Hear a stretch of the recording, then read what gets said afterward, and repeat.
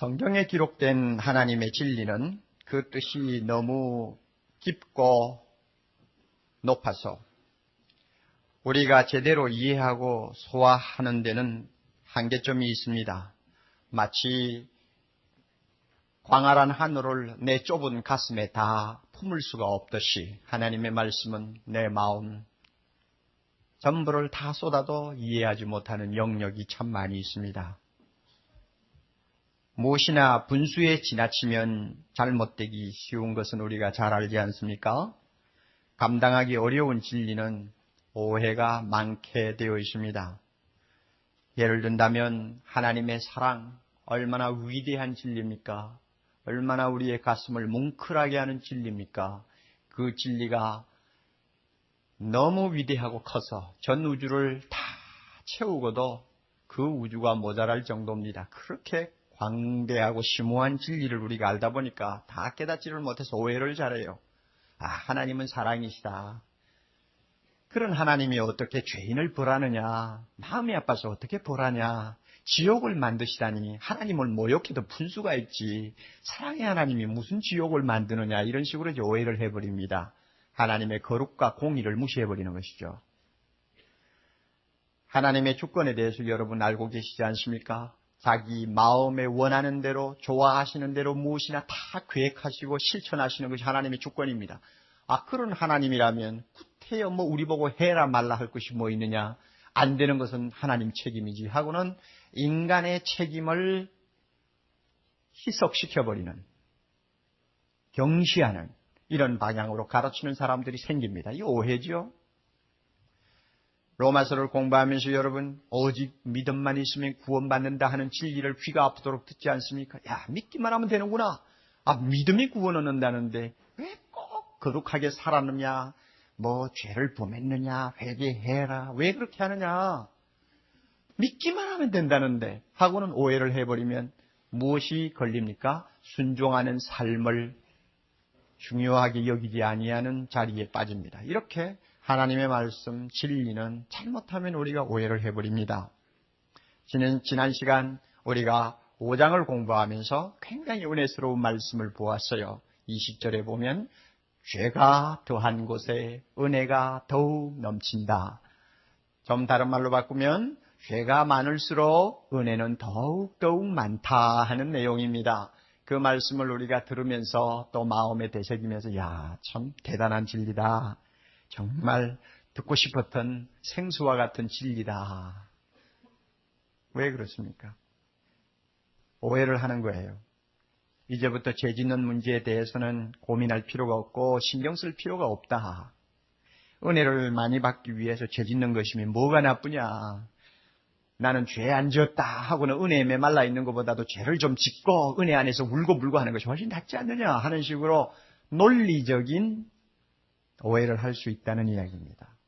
논리적으로 따질 때는 충분히 그런 오해를 우리에게 일으킬 수가 있습니다. 하나님의 말씀을 공부하는 사람은 균형 감각을 잃어버리면 안 됩니다. 어떤 말씀 하나를 너무 지나치게 편파적으로, 이기적으로 우리가 이해를 하기 시작하면 균형을 잃어버립니다. 로마서 5장 20절을 보고 은혜 받은 사람은 균형이 있는 사람이면 반드시 6장 23절도 한번 볼 줄 알아야 합니다. 6장 23절에는 무엇이라고 나와 있습니까? 죄의 싹선 사망이다. 얼마나 대조적인 말씀입니까? 죄가 더한 곳에 은혜가 넘친다고 하는 말씀이 있는가 하면 죄의 싹선 사망이라고 준엄하게 우리를 향해서 경고하시는 말씀이 있다는 것을 배워야 합니다. 이 양자를 정확하게 보고 이해하는 것이 균형 감각입니다. 사도 바울은 우리가 이렇게 논리적으로 빠지기 쉬운 오해, 어떤 때는 이런 오해에 많이 걸려 넘어지기 때문에 이 오해를 미리 막기 위해서 6장을 통해서 로마서 5장 20절의 오해를 예방하기 시작합니다. 1절에 뭐라고 말합니까? 은혜를 더하게 하려고 죄에 거하겠느냐 하고 질문을 먼저 던집니다. 죄에 거한다는 말은 계속해서 죄를 짓는다는 뜻이요. 죄를 끊지 못한다는 말이요. 회개하지 않는다는 말입니다. 은혜를 더 받기 위해서 이렇게 죄에 거할 수 있겠느냐? 대답은 간단합니다. 그럴 수 없느니라. 굉장히 강한 어투입니다. 일종의 막말입니다. 무슨 소리야? 말도 안 되는 소리 그만둬! 하는 말입니다. 설명이 무엇이 필요하냐? 하는 이야기입니다. 하나님은 진리를 오해하고 악용하는 자에 대해서는 항상 이렇게 강경한 어조를 자주 쓰십니다. 아무리 죄가 많은 곳에 은혜가 넘친다고 할지라도 그것을 구실로 해서 우리가 죄 속에 머물러서 죄를 계속 반복하며 회개하지 아니하는 생활 할 수가 없다는 이야기입니다. 그러면 그 이유가 어디 있느냐? 왜 죄 속에 거할 수가 없느냐?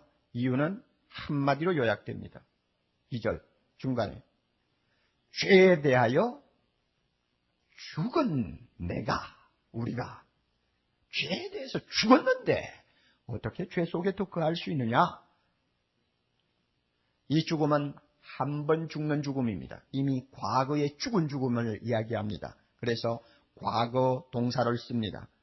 죄를 안 지우려고 날마다 죽어야 한다는 의미가 아니에요. 앞으로 계속 죽는 훈련을 하라는 말이 아닙니다.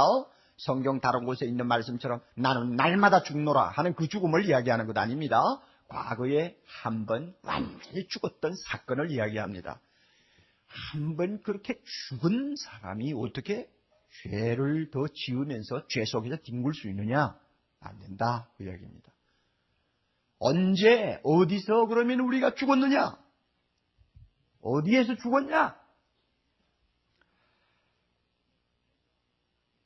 그 대답을 우리가 성경 본문을 통해서 모든 본문을 통해서 다 할 수 있습니다만은 저는 여러분에게 좀 더 기억을 선명하게 하도록 하기 위해서 한마디로 요약을 해드리겠습니다. 11절 첫 번에 나오는 말 주의하십시오. 언제 어디서 우리가 죽었느냐? 이와 같이. 이것 때문에 죽은 거예요. 이와 같이. 이것을 인정하는 자리에서 죽었고 이것을 우리가 확인하는 자리에서 이미 죽은 것입니다. 이와 같이. 그러면 이와 같이가 뭐예요? 10절하고 11절하고 연결해서 봅니다. 10절에서 예수님의 죽음과 부활에 대해서 말씀합니다. 그의 죽으심은 죄에 대하여 단번에 죽으시며 그의 살으심은 하나님께 대하여 살으심이니 이와 같이 너희도 단번에 죽었고 너희도 단번에 살았다 하는 이야기입니다. 언제 죽었어? 예수가 죽었을 때 죽었다. 언제 죽었어? 이와 같이 언제 살았어? 예수가 이와 같이 살았을 때 내가 살았다. 이와 같이. 이해를 하시는 것이 좋습니다. 우리 모두는 이미 말씀을 통해 잘 압니다. 예수 그리스도가 세상에 오셨다는 것은 죄가 왕노릇하는 영역으로 들어오셨다는 것을 의미했습니다. 그는 여자에게 났습니다. 여자에게 난 것이 뭐예요? 죄가 지배하는 세상에 오셨다는 것입니다. 그는 율법 아래 매이셨습니다. 무슨 뜻입니까? 율법을 통해서 인간을 시험하고 죄인으로 만드는 율법의 권세가 미치는 자리에 그가 드디어 등장하셨다는 말입니다. 그는 천사보다 못한 처지에 놓였습니다. 왜 그렇습니까? 죄의 지배를 받는 자리에 있었기 때문에 그렇습니다. 이렇게 죄의 세력이 활약하고 있는 이 세상에 예수님이 오셨습니다. 그리하여 죄인처럼 그는 세례를 받았습니다. 죄인처럼 죄에게 마귀에게 시험을 받았습니다. 죄인이 되어서 십자가에서 나의 하나님 어찌하여 나를 버리셨나이까 라고 통곡하고 괴로워했습니다. 죄로 인하여 죽은 자기 친구 나사로의 무덤 앞에서 그는 눈물을 흘리며 괴로워했습니다. 모두가 죄가 통치하고 지배하는 영역 속에 하나님의 아들이 내려오셔서 그 죄의 지배의 영향을 받았다는 것을 의미합니다. 그리고는 드디어 우리의 허물과 죄를 짊어지고 십자가에서 죄인처럼 죄인으로 취급받아 죽으셨습니다. 이 죽음은 단번에 죽은 것입니다. 한 번 죽음으로 끝난 죽음입니다. 그것으로 인해서 예수님은 죄와의 관계가 완전히 단절되어 버렸습니다. 죄로 인해서 괴로움을 당하는 영역에서 벗어났습니다. 죄의 세력에서 완전히 자유하였습니다. 더 이상 그에게는 죄가 시험할 수 없었습니다. 더 이상 그에게 슬픔을 줄 수 없었습니다. 더 이상 그는 고통에 끌려다니지 않았습니다. 관계 단절이 된 것입니다. 예수님이 그랬다면 그 다음에 우리에게 적용할 때 무슨 말입니까? 이와 같이 나도 죄의 영역에서 끌려다니던 나는 죽었다 하는 것입니다. 이와 같이 나도 죽었다.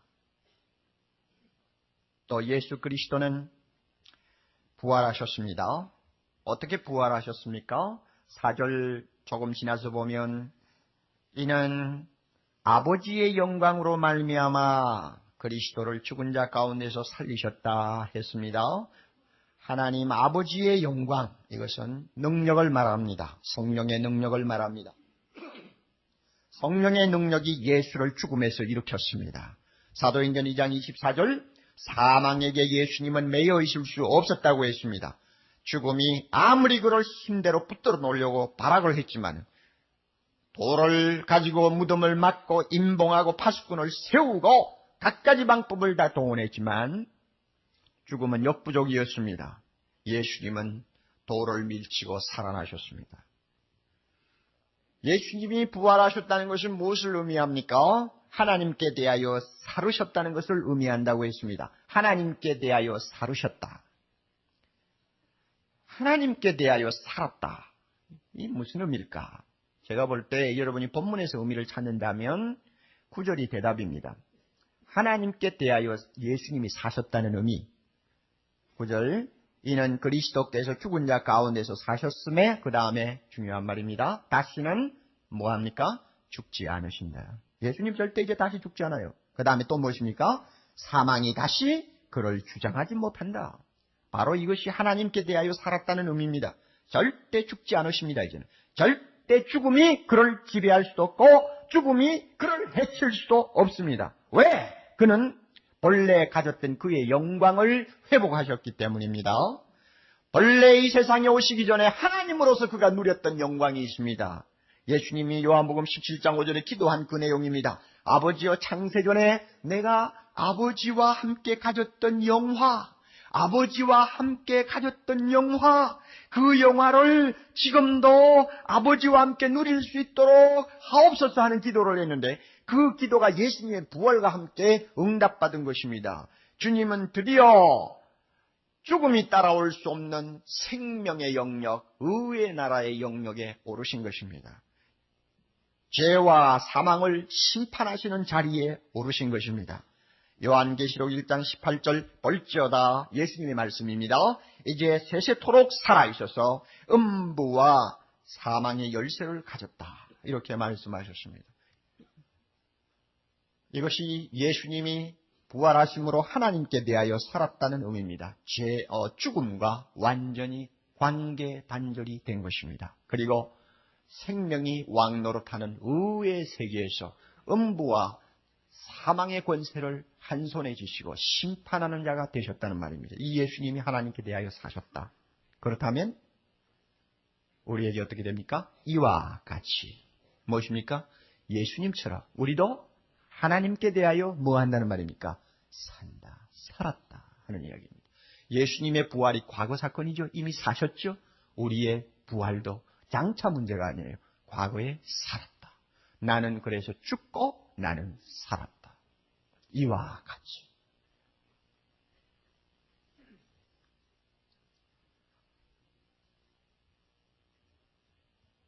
이처럼 이와 같이라고 하는 이 진리를 우리가 참 이성으로는 이해하기가 어렵습니다. 그렇지만 이미 5장에서 아담과 우리와의 관계를 통하여 이러한 일들이 이미 가능할 수 있었다는 것을 생각해 보았습니다. 기억하실 수 있죠? 아담이 죄 짓는 자리에 우리가 없었지만 우리는 함께 죄를 지었고 아담이 죄값으로 죽자 우리도 함께 죽었다고 했습니다.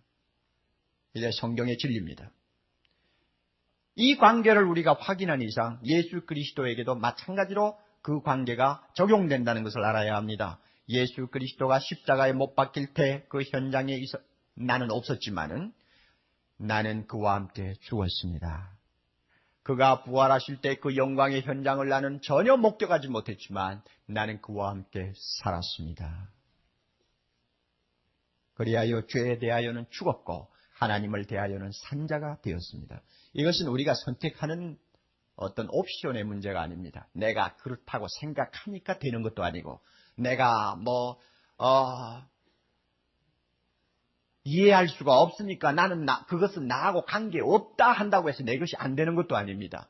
하나님께서 하신 일이에요. 하나님이 나를 아담 안에 두신 것처럼 하나님이 나를 예수 안에 두시고 예수의 죽음과 예수의 부활을 나의 죽음과 나의 부활로 취급하신 것입니다. 이것은 하나님이 하신 일이에요.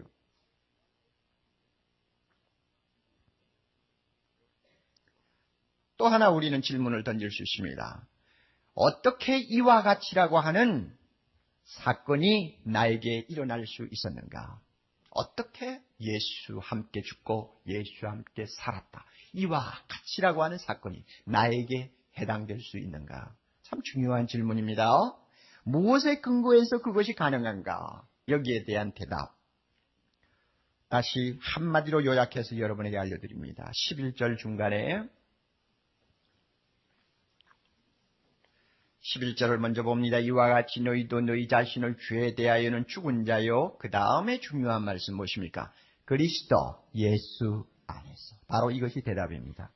어떻게 이와 같이라고 하는 사건이 나에게 일어날 수 있었는가? 그리스도 예수 안에라고 하는 이것 때문에 가능한 것입니다. 그리스도 예수 안에서라는 것은 바울이 쓴 서신 가운데서는 가장 유명한 구절이라고 말할 수가 있습니다. 제일 깊은 의미를 담고 있고 가장 많이 바울이 사용하는 말이었고 또 신학적으로 바울 사상을 전부 포함하는 한마디에 함축된 표현이라고 말할 수가 있습니다. 헬라어를 통해서 검토를 하면은 몇 번을 사용했느냐 하는 문제에 대해서 약간 의견 차이가 있습니다. 왜 그런가 하면은 그 원문의 해석에 따라서 그렇다고 볼 수도 있고 그렇지 않다고 볼 수 있는 내용이 모호한 내용이 조금 있기 때문입니다. 그래서 적어도 164번에서 200번 정도 바울이 자기가 쓴 성경에서 그리스도 안에서 혹은 예수 안에서라는 말을 쓰고 있습니다. 이만큼 중요한 말이에요. 그리스도 안에서라는 게 무슨 의미냐? 이 그리스도 안에서라는 말을 설명하는 것이 오늘 우리가 읽은 본문의 3절에서 9절까지의 내용입니다.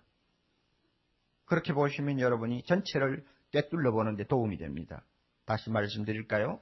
그리스도 안에서, 그리스도 예수 안에서라는 그 말의 의미를 구체적으로 설명하는 내용이 3절에서 9절까지 내용이다. 그 말씀입니다. 그러면 무슨 의미입니까? 이것은 그리스도와 우리와의 연합관계를 이야기합니다. 연합관계. 한 몸이 되었다는 것을 의미합니다. 예수와 우리가 더 실감나게 말한다면 결혼한 관계라는 것을 이야기하는 것입니다. 한 몸이 되었다는 것을 말합니다. 이것이 그리스도 예수 안에서입니다. 예수 안에 내가 있고 내 안에 예수가 있는 관계를 말합니다. 이 관계가 언제부터 우리에게 실제로 적용이 되었는가 하면 세례를 받을 때부터 적용된다고 말씀합니다. 3절에 봅니다. 무릇 그리스도 예수와 합하여 다 같이 그 다음에 무엇입니까? 세례를 받은 우리는 그의 죽으심과 합하여 세례를 받았다 이렇게 말씀했습니다. 4절에 가면 세례받은 우리는 그의 죽으심과 합하여 세례를 받았다 함께 장사되었다 그랬습니다. 5절에 가면 세례받은 우리는 그의 죽으심을 또 특별한 말이 나옵니다. 본받아 연합한 자가 되었다는 독특한 말이 나옵니다. 위에는 합하여라는 말이 나왔는데 밑에는 본받아 연합했다 하는 말이 나옵니다. 본받아 연합했다는 말은 합하였다는 말을 조금 더 구체적으로 표현한 말이라고 할 수 있습니다. 이것은 접붙임을 받았다는 의미를 갖고 있습니다. 나무의 가지를 꺾어가지고 다른 나무에다 접을 하죠. 이 접붙임을 받았다. 우리는 예수 그리스도에게 접붙임을 받은 가지라 그 말입니다. 그리고 6절에 가서도 세례받은 우리는 우리의 옛사람이 예수와 함께 십자가에 못 박혔다 그랬습니다. 다시 말해서 예수의 죽음이 우리의 죽음이 되고 그의 부활이 우리의 부활이 될 수 있었던 근거는 세례를 통해서 우리가 예수 그리스도 안에 들어왔기 때문이다.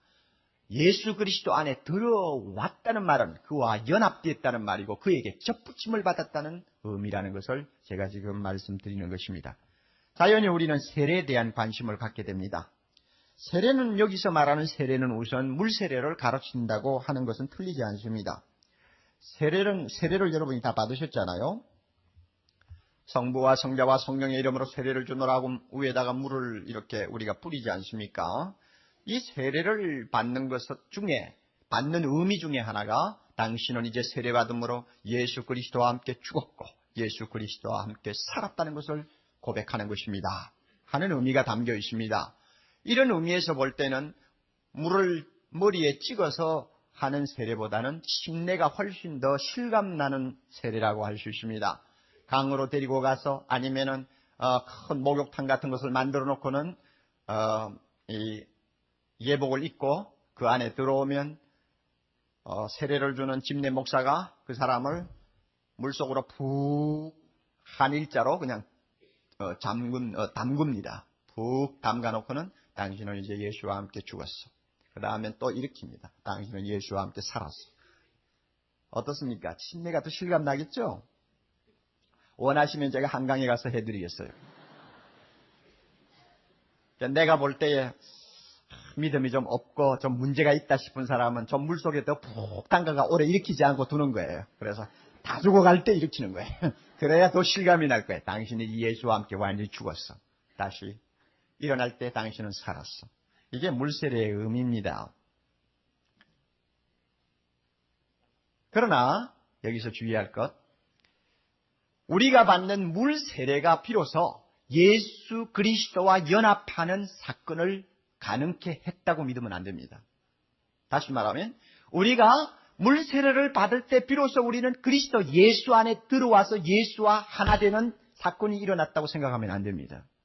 물세례는 믿음으로 이미 죄사함을 받고 예수와 연합되었다는 사실을 공인하는 후속 절차에 지나지 않습니다.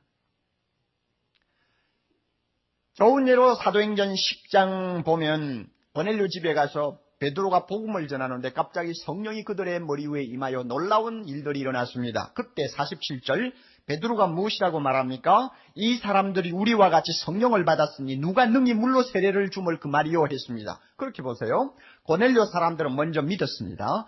믿고 나자 그 다음에 성령이 그들에게 임하였습니다. 그리고 나서 물 세례를 주었습니다.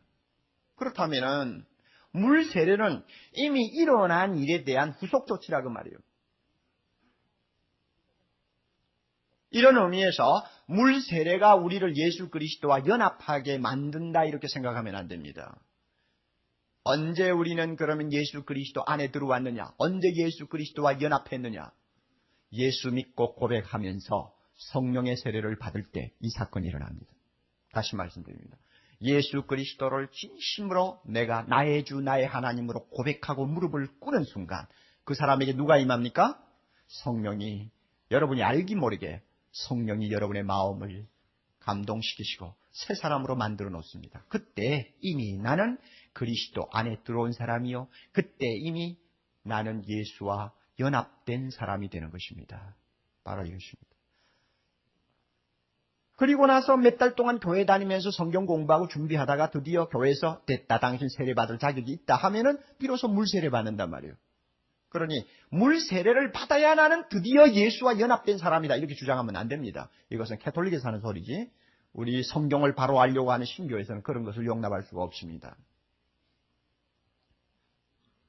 고린도전서 12장 13절 보면 우리가 유대인이나 헬라인이나 종이나 자유자나 다 한 성령으로 세례를 받아 한 몸이 되었고 또 다 한 성령을 마시게 하였느니라. 성령을 통해서 성령의 세례를 통해서 우리는 형제들과 한 몸이 되고 동시에 예수 그리스도와 하나 되는 놀라운 역사를 체험하게 됩니다. 그러면 여러분, 그리스도와 함께 십자가에 못 박힌 나는 어떤 납니까? 어떤 내가 십자가에서 예수님과 함께 못 박혀 죽었다는 것입니까? 6절에서 그 대답이 나옵니다. 우리의 옛사람이라고 말합니다. 우리가 알거니와 우리 옛사람이 예수와 함께 십자가에 못 박혔다 그랬습니다. 옛사람이요. 이것은 우리의 본성을 의미하는 것 아닙니다. 우리의 기질이 아닙니다. 우리의 몸에 남아있는 어떤 죄의 성향을 이야기하는 것 아닙니다. 뭐냐 그러면 옛사람은 아담 안에서 함께 죄지었던 납니다. 아담 안에서 함께 사형선고를 받았던 납니다. 죽음의 노예가 되었던 납니다. 그 옛자가 예수와 함께 십자가에서 죽었다는 것입니다. 죽음이라는 것은 대단한 파괴력을 갖고 있습니다. 일단 죽음이 오면 인간관계가 완전히 끊어져 버립니다. 법적 관계도 다 끊어집니다. 생존 관계도 완전히 중단됩니다. 죽은 남편을 향해서 사랑을 안 해준다고 투정할 수도 없고 죽은 남편에게 어떤 책임을 물을 수도 없습니다. 심지어 빚쟁이도 사람이 죽어버리면 손을 들어버립니다.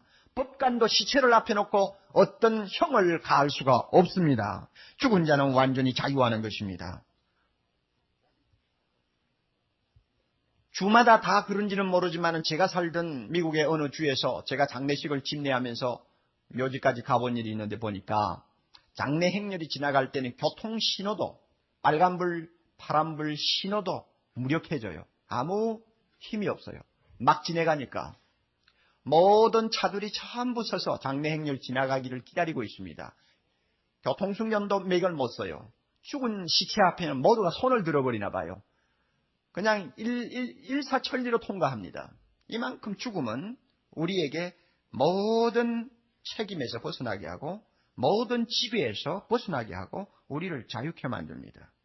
죽음 앞에서는 세상에 있는 모든 힘이 무력해집니다. 마찬가지로 옛사람이 예수와 함께 죽어버렸기 때문에 죄가 마음대로 손에 쥐고 주무르던 내 옛자아가 죽어버리자 이 죽음 때문에 죄와의 관계가 완전히 끊어져 버린 것입니다.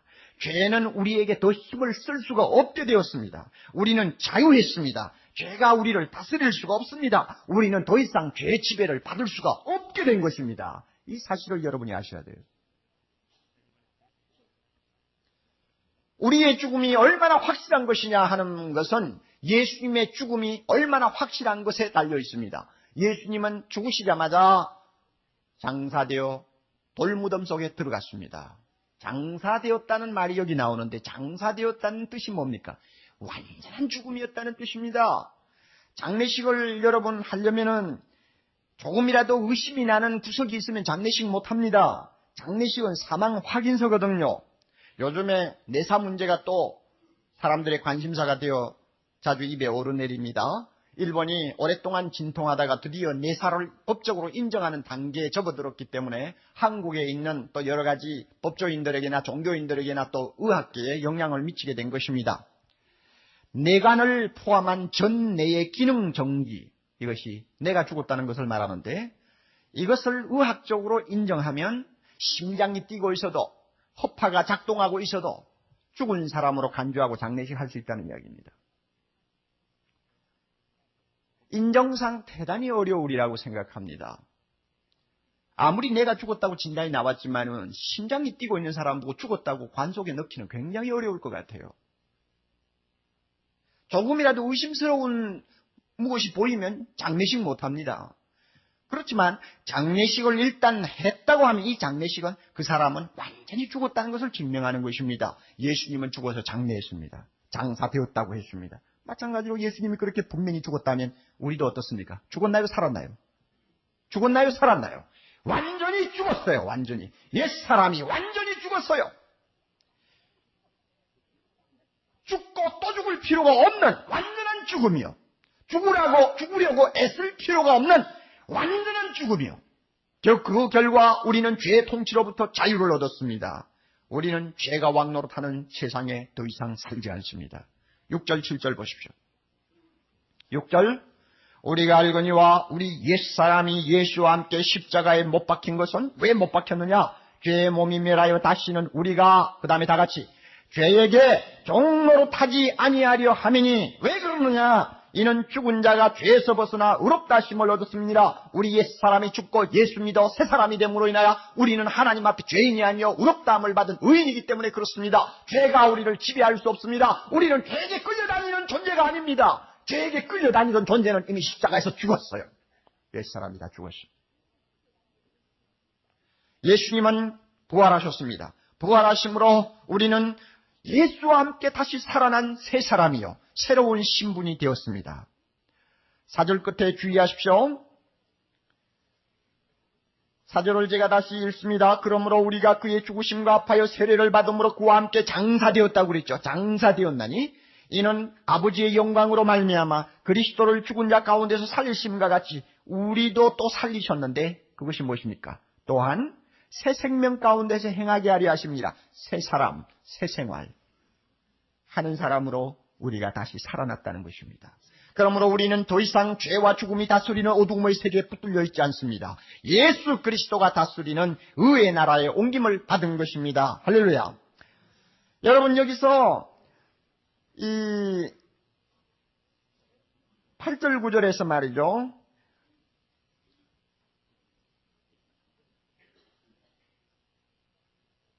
예, 6절에 봅니다. 죄의 몸이 멸하여 다시는 우리가 죄에게 종노릇하지 아니하려 함이니. 마치 미래형 동사 같죠.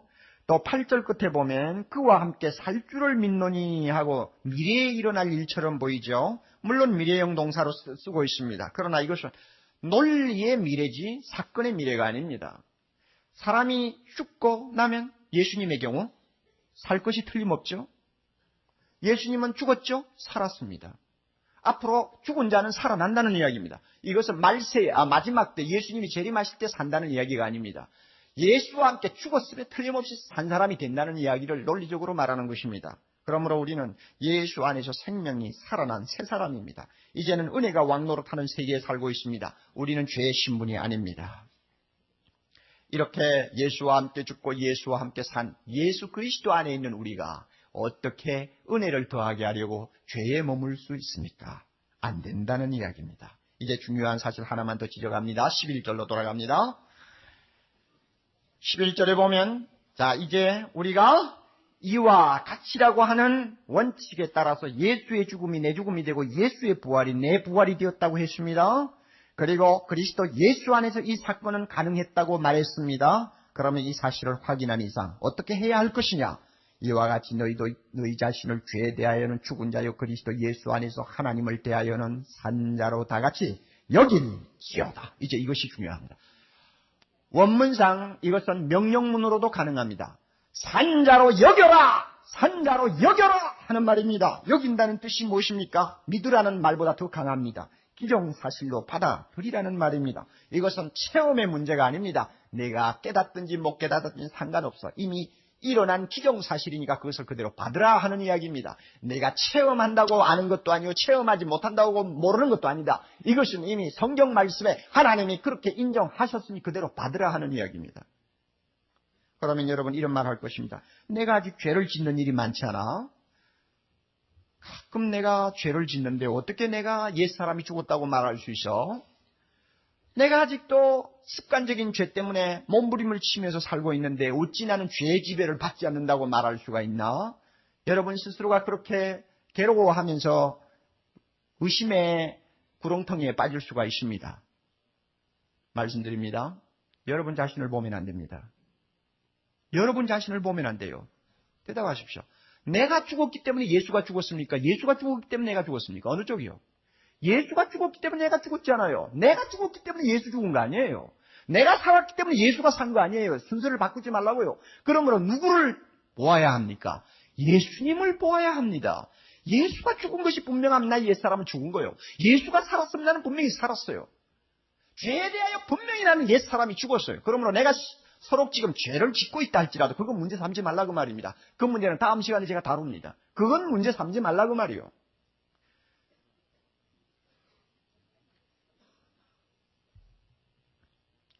자꾸 지나간 이야기 하면 안 돼요. 자꾸 옛날 이야기 하면 안 된다고요. 예수 보세요, 예수. 이것이 중요합니다. 여러분의 느낌을 보지 마세요. 사람에게 참으로 중요한 것은 주체의식입니다. 내가 누구냐? 할 때 대답을 어떻게 하느냐입니다. 내가 누구냐? 나는 예수와 함께 산 새 사람입니다. 자, 우리는 대답을 그렇게 할 수 있습니다. 너는 어디에 사느냐? 나는 예수 그리스도가 지배하는 의의 나라에 사는 사람입니다. 나는 은혜 아래 사는 사람입니다. 은혜가 왕노릇하는 자리에 사는 사람입니다. 이렇게 대답해야 돼요. 이게 우리 주체의식입니다. 주체의식이 얼마나 중요한지 몰라요. 전통적인 유교 관습에 따라서 우리나라의 결혼이라는 것이 독특한 의미를 갖고 있습니다.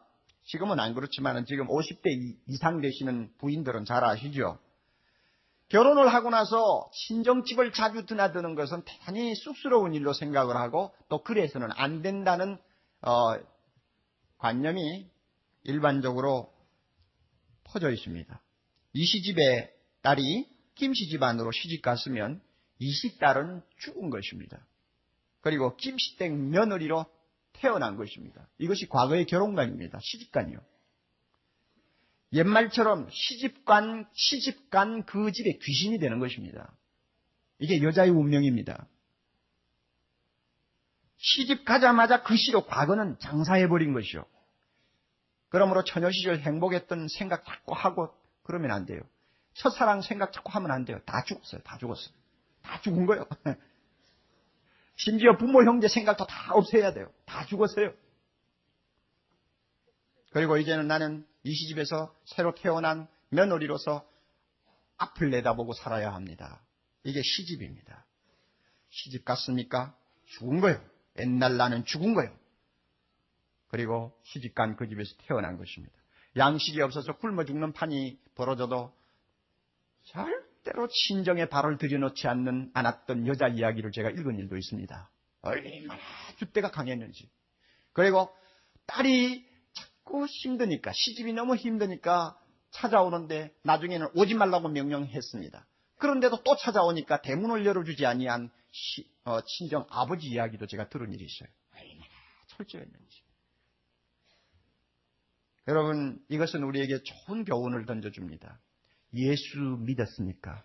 예수 믿었으면 믿는 순간에 이미 나는 시집 오기 전에 이전에 나는 죽은 것입니다.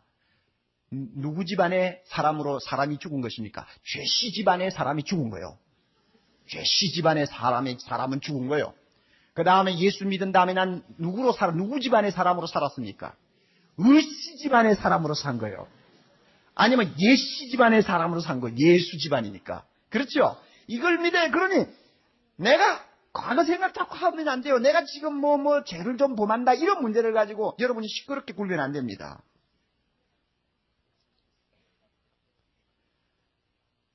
이와 같이 예수와 함께 죽고 살았다는 이 연합관계를 우리가 확실히 믿으면 참 우리에게 주는 위로와 여러 가지 그 신앙 구원의 확신이 참 많습니다.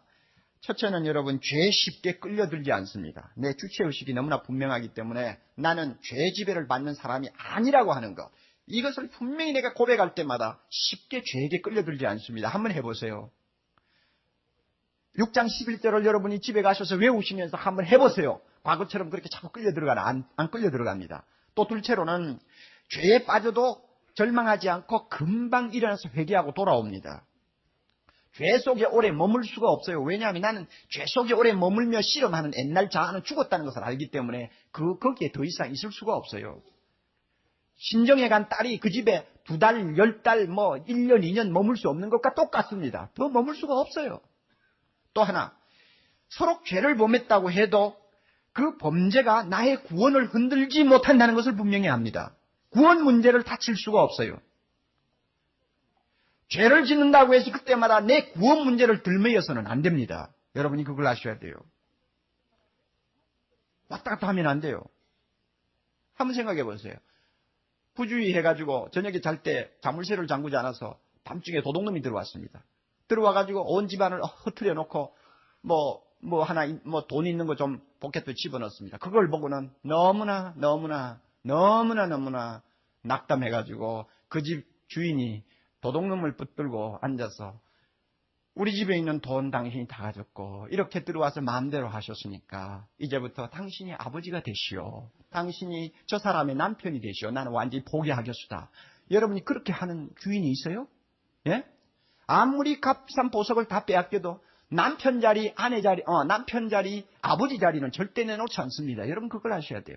죄가 어쩌다가 우리 생활에 들어와서 나로 하여금 범죄하게 만들어요. 그러나 내가 예수 그리스도와 함께 살아난 새 사람이요 하나님의 자녀라고 하는 신분까지 내놓고 아이고 마음대로 하시오 나 이제 완전히 포기하겠습니다. 이런 일은 절대 있을 수가 없다는 이야기입니다. 믿습니까 여러분?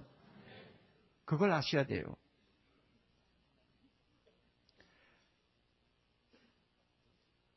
믿음이 아주 좋은 분들이 임종할 때 이상한 현상이 일어나는 일을 가끔 봅니다. 우리 할머니가 그랬는데 일생 동안 새벽 3시 되면 교회에 나가서 엎드려 기도하는 분이요. 새벽종을 자기가 손수 치는 분이요. 평생 예수 안에서 살았던 분이 임종하기 전 3일 전부터 발작을 시작해가지고는 예수 안 믿는 사람처럼 행동했습니다. 심지어 예수가 어디 있느냐고 소리를 칠 정도로. 그리고는 막 욕하고 사람들을 저주하고 막 그랬어요.